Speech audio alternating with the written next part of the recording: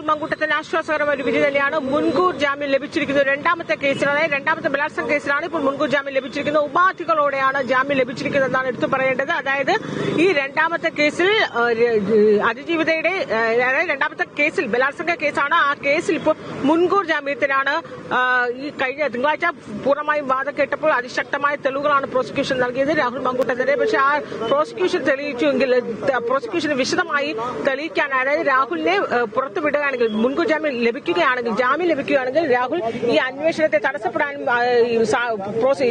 സാക്ഷികൾ ഉൾപ്പെടെയുള്ളവരെയൊക്കെ തന്നെയും ഏതെങ്കിലും രീതിയിലൊക്കെ അന്വേഷണത്തിന് തടസ്സപ്പെടാനൊക്കെ സാധ്യതയുണ്ട് എന്ന് അത് ശക്തമായി വായിച്ചിരുന്നു. പക്ഷേ ഇപ്പോൾ ചില ഉപാധികളോടുകൂടിയാണ്, അതായത് ഈ ഏതെങ്കിലും രീതിയിൽ അന്വേഷണവുമായി തടസ്സപ്പെടുകയും അന്വേഷണവുമായി പൂർണ്ണമായും സഹകരിക്കുമെന്നുള്ള ഉൾപ്പെടെയുള്ള ഉപാധികൾ നൽകിയാണ്. ആ ഉപാധികളോടെയാണ് ഇപ്പോൾ രാഹുൽ മങ്കൂട്ടത്തിന് മുൻകൂർ ജാമ്യം ലഭിച്ചിരിക്കുന്നത്. അതായത് ഇപ്പോൾ ഈ രണ്ടാമത്തെ കേസിൽ ഇപ്പോൾ മുൻകൂർ ജാമ്യം ലഭിക്കുകയാണെങ്കിൽ രാഹുൽ ഏറെ ആശ്വാസകരമാണ്. രാഹുലിന് ഇനി തടസ്സമില്ല. ആദ്യത്തെ കേസിലും രാഹുലിന്റെ 15-ാം തീയതി രാഹുലിന്റെ ഹർജി പരിഗണിക്കുന്നവരെ രാഹുലിനെ അറസ്റ്റ് ചെയ്യാൻ പാടില്ല എന്ന് ഹൈക്കോടതിയിൽ നിന്ന് ഉത്തരവുണ്ട്.